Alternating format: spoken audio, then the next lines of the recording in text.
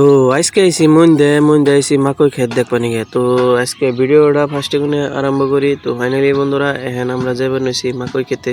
তো মন্দে আইছিলাম একবার ঘরবার নিগে একটু স্টিফারি আইছিলাম। তো স্টিফারি এনে তো তারপরে এনে দেখি যে বহুত বড় বড় মাকই ক্ষেত হয়েছে, তার মানে বহুত লম্বা হয়েছে আর বহুত জায়গা এনে আলু বুনে থুয়ে দিছে। আলু ক্ষেত অ্যাকচুয়ালি পাইকে গেছে গা, কিন্তু তাও উড়াইতেছে না।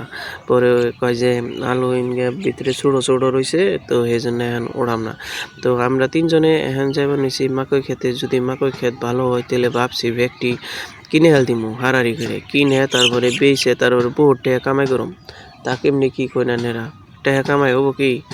তো সেই জন্য এখন মাকই দেখবার গেতাছি আমরা তিনজনে হাঁটতে হাঁটতে, আর ক্ষেত দেখবার নিছি আলু ক্ষেত ওঠান যাইব না নাই। তো এখন ঘুরে টুরে দেখলাম যে ক্ষেত না অলরেডি পেকে গেছে গা। তো হিনগে এখন ওঠান নাগবো, তো সেমনি সপ্তাহে উড়াইব বলে কইলো। তারপরে আমরা ঘুরে ঘুরে তিনজনে আইলাম একটু মাকই খেতে। তো এই যে দেখুন মাকই ক্ষেতের অবস্থাটা।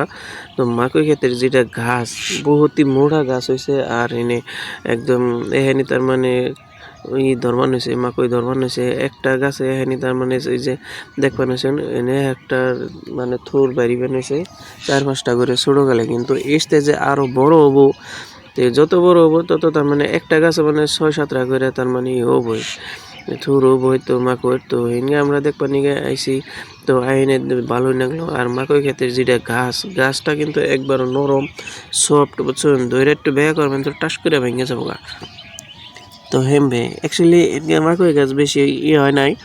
তো ওবো আর লাহে লাহে বড় হবো, আর লাহে লাহে মাকই বেড়াইব। তো এনগে লাহে লাহে বাড়তি হবো। তো এনগে দেখে টেকে তারপরে আমাকে খুব ভালো লাগলো। তো ফাইনালি বন্ধুরা আজকের জন্য ব্লগ এটুকুই শেষ।